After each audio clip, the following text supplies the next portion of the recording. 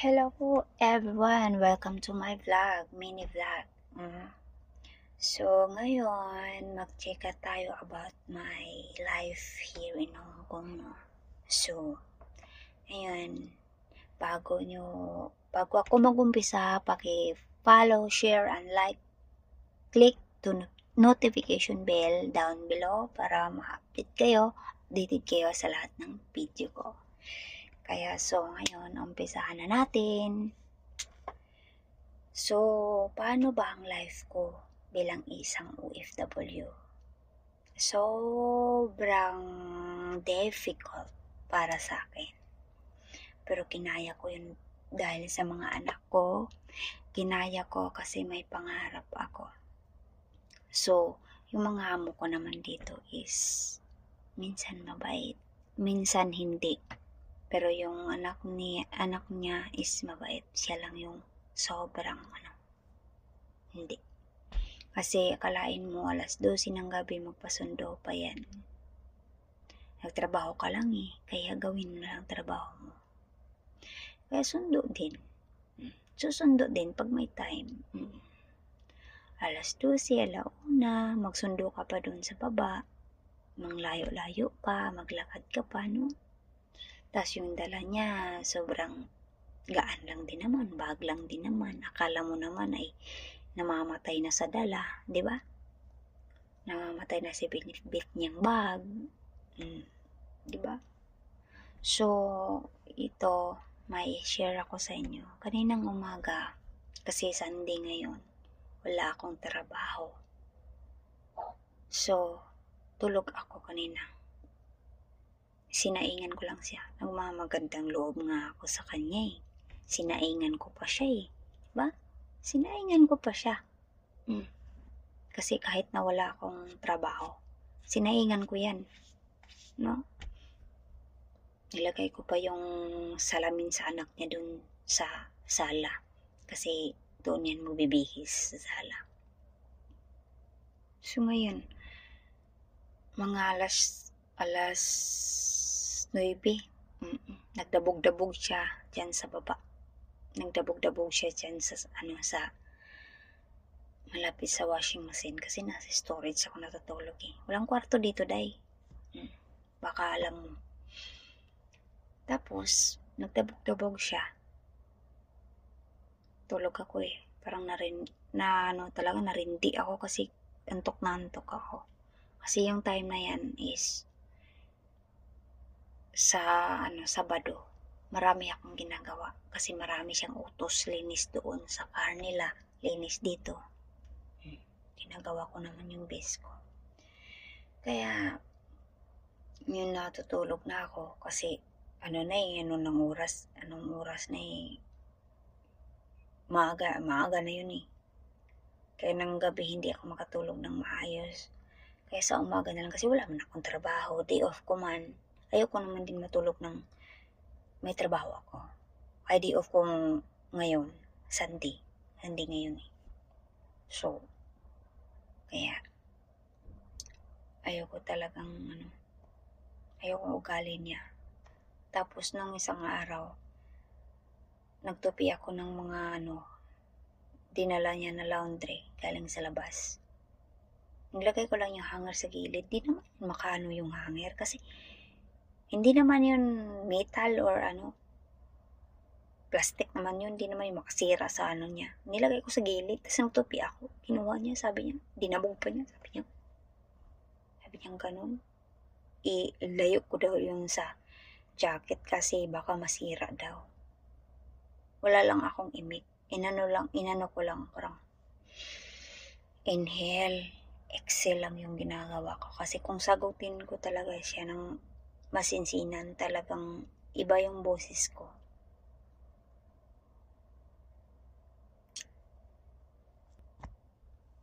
Iba yung boses ko kapag ako ay magagalit. Inanon ko lang siya. Ilang araw na siya ganun mga 1 week na siyang ganun. 4 months pa lang ako dito sa Hong Kong.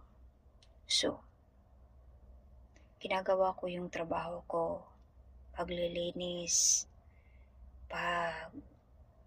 susundo sa kanya kahit lagpas oras na. Lagpas oras na yun, alas 12 na ng gabi yun, alauna. Tulog ka na nun eh. Tapos pag day off mo pa, marami pa siya. Gisingin ka pa talaga niya ha, para ipakita sa'yo na yung dalang-dala niya na trolley. Sobrang dumi daw. Dala niya yun. Day off ka nga niya ng araw na yan, di ba? Tapos, pinakita sa'yo, trolley na sobrang dumi yung yung gulong. Kasi nung umaga, narinig ko siya, umalis siya ng bahay. Pumunta siya, iwan ko saan yung pumunta. May binili siguro. Kaya, ginamit niya yung trolley. Malinis yun. So ngayon, pumunta siya sa kwarto ko. Tulog ako eh. Tulog ako kanina eh. Umaga, alas 9. Galit na galit siya. Dinabog niya yung pintuan. Dito sa storage. Tapos tinawag niya ako. Sabi niya, Lore! Lore! Sabi niya ganun. So ako naman is, balingkawas ako ng gising. Balingkawas ako ng gising. Sabi ko, no problema ba? Pero English yan. Ano daw yung gulong ng ng trolley daw, hindi ko pa daw nilinisan. Siyempre, galing ka pa sa tulog eh. Tapos, bumangon ka ng mabilisan. Parang, talaga ako na. Tulog pa ba ako? Naginip ba ako? Wala. Hindi ako nakasagot agad. Tapos, nag-call si Ma sa akin. Inoff ko. Kasi sinagot-sagot ko yung matanda. Sabi ko sa matanda, ginamit mo yan, huwag mo ako sisihin kasi day off ko ngayon. Hindi ko yan nilinisan kasi day off ko ngayon. Ginamit mo yan ngayon eh. Kaya siyempre, may talaga yan. Madumi talaga yan. Kaya ganun. Wala siya. Sabi niya sa akin, once na madumi pa to, pagtingin ko, may kalalagyan ka sa akin. Sabi ko, ako takutin mo? Di ako takot makauwihan. Kasi kung terminate lang yung sabihin mo, ngayon na. Kung ganun, kasi pagod ako sa ugali mo. Mag-exchange ako ng amo eh. Kung ganun sa kanya. Wag mo ako takutin kasi kung sinasaktan mo yung mga katulong mo dito, saktan mo ako. Subukan mo ako saktan. Hindi kita tatantanan. Kung ano yung ginagawa mo sa akin, yun din gawin ko sa'yo. Sabi ko yun sa kanya. Kasi na-high blood ako kanina eh. Sobra na-high blood talaga ako eh. Kasi day off mo nga, nang magandang loob ka na saingan siya.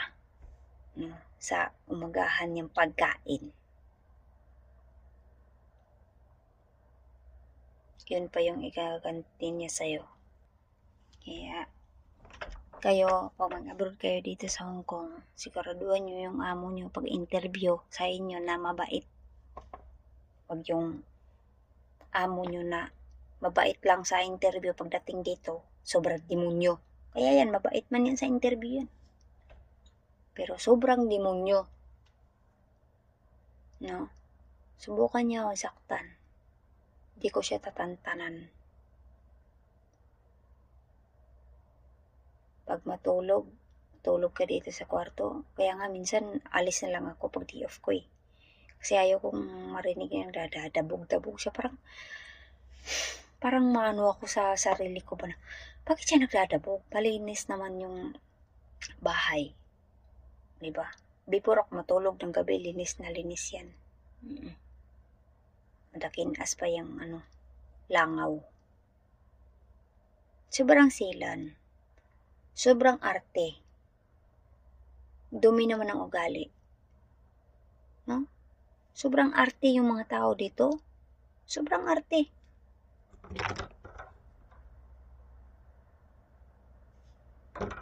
Madumi naman ang ugali. Kaya, sa akin lang, ayaw ko talaga ng ganun. Ayaw kong ganung ugali. Kaya minsan, masagot ko yan. Sagot ko yan minsan. Huwag ganun eh. Kaya kung mag-abroad kayo, siguraduhin nyo yung amo nyo na, yung ka-vibes nyo.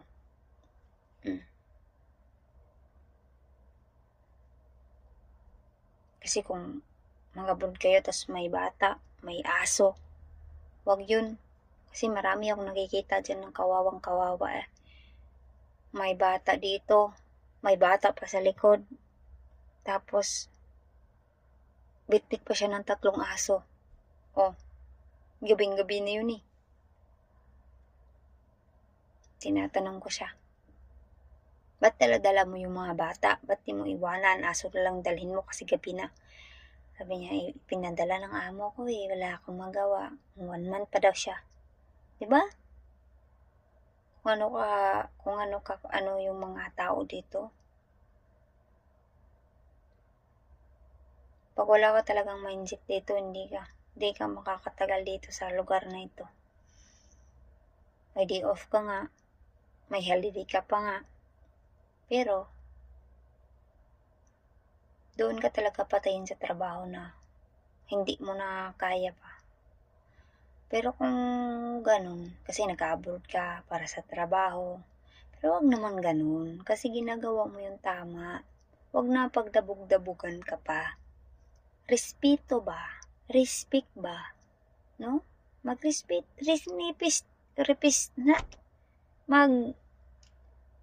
Respeto kay sa usag usaba. Kay tao raman tayo sa kalibutan. Na, tao lang tayo dito sa mundo. Hindi tayo Diyos. Na-high blood talaga ako kasi sandi na sandi. Di ako lumalabas kasi natutulog ako. Kasi pagod ako ng Saturday. Pagod ako niyan kasi naglabas ako ng mga box dito sa storage na to na kailangan araw-araw mo yan linisan. Tapos, may time pa na magtingin-tingin sa mga singit-singit, kasulok-sulok ka ng bahay. Tapos, matingin niya may alikabok or something else na parang alikabok lang konti. Kasi, building to eh. Kung ano yung nasa labas kasi kalsada yung sa labas, mapunta talaga dito sa bahay. Kasi open yung window. Tapos niya, may alikabok pagtingin. Konti lang ba yung white lang, konti. Hindi mo to nilinisan? Sinagot ko yan. Sabi ko, nilinisan ko yan. Alangan naman. Nakita mo yan araw-araw, minuto-minuto, wala yung alikabok. May alikabok talaga yung mga lang, yung slight lang. Sabi niya, pag niya sa tissue, di man makitang itim, malinis nga. Sa kamay lang yun mga puti-puti kasi. Mga sa kalsada. Abog ba? Mapunta sa bintana. Sabi ko, saan mo yan kinuha? Sabi niya, dyan. Pero sigaw pa yan. Pasigaw. Sabi niya, dyan. Sabi ko, try mo nga ganunin ng tissue. Hindi ko yan tinatouch ha. Hindi ko yan nilinisan ngayon. Sabi kong ganun. Kasi ngayon mo lang yung kaninang umaga nilinisan ko yan. Kailangan naman minuto-minuto ko yan linisan para walang puti mo, walang white na makita mo. Ginano na yan ng tissue. Wala man dumi. Di man itim. So sabi ko sa kanya, sa palagay mo? Nilinisan ko hindi. Sabi niya, hindi. Kasi may may mga puti-puti daw sa kamay niya. Sabi ko, marami ba? Kailangan natin videohan natin. Sabi ko, i-proof natin tapos ipadala natin doon sa agency ko. Sabi kong ganun sa kanya. Hindi ako sa pinagyayabang, hindi ako matapang. Hindi ako nagtapang-tapangan para lang sa walang kwentang bagay. Sinasagot ko siya. Pwede ba natin yung videohan? Tapos pakita natin sa agency ko. Sabi niya, wag na. Kasi kunting bagay lang yan. Sabi ko, wag. Malaki na yan. Kaya simula noon, hindi na siya ano sa akin. May makita siya sa kamay niya na puti, mga white. Kasi may mga alikabok talaga dito. No, may mga alikabok talaga. Kahit saan sa Pilipinas, mayroon din. Kahit linisan mo pa yan, mapuntahan talaga yan ng alikabok talaga. Wala namang lugar sa mundo na walang alikabok eh. Hindi lang siya worse. Hindi lang siya maitim. Kasi nilinisan mo yan araw-araw. Kaya, sabi ko sa kanya, videohan natin. Tignan natin. Tapos nun, tapos na yung problema na yun. Tingin-tingin na naman din siya sa mga wall. So, mga wall dito is, may mga may mga scratch na kasi tagal na to na building eh. Sabi niya, na paano to? Ba't na-scratch? Sabi ko, ewan ko sa inyo, bago pa lang ako dito. Ako pagbintangan nyo eh. Sasagot kasi ako. Palaban ako. Kaya kung anong gawin niya sa akin, gawin ko din sa kanya. Sigaw siya sa akin. Isang time, sumigaw siya sa akin. Sabi niya, pa daw ko nung ginagawa ko, bakit ganito daw, ganyan. Sabi ko sa kanya, ikaw ang kumuha niyan, ikaw ang nakasira niyan, di ako. Pagkuha mo ba yan, sira ba yan? Na nakaka-high blood yung matanda. Kapag matanda yung kasama mo sa bahay, parang tumatanda yung mukha mo din. Kasi, kalain mo naman. Minuto-minuto kapag gising yan para yung animal sa buhay mo. Totoo yan. Para yung animal sa buhay mo talaga. Hindi yan mapakali. Kapag wala, nako. Ano na lang ako sa sarili ko. Kaya, yun lang. Kung mag-abroad kayo, kailangan kayo yung matapang kayo na nasa tama. Sagutin nyo pag nasa tama kayo. Yun lang masasabi ko sa inyo. Tsaka ako ngayon, na-high blood ako. Na-high blood talaga ako. Lumabas nga ako ng alas 12. Tapos ako sa labas kasi sobrang parang sarap talaga. Ay nako, buti na lang umalis siya. Umalis din ako eh. Bumalik din ako, tapos natulog. Kaya yun. Kaya anong oras na ngayon? Alas 2 na, diba? So, yun lang guys.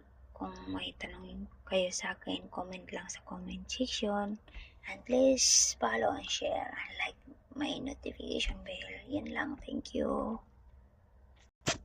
Yun lang yung ikwento ko sa inyo. Kasi antok na ako. Next time na naman ulit. Bye-bye.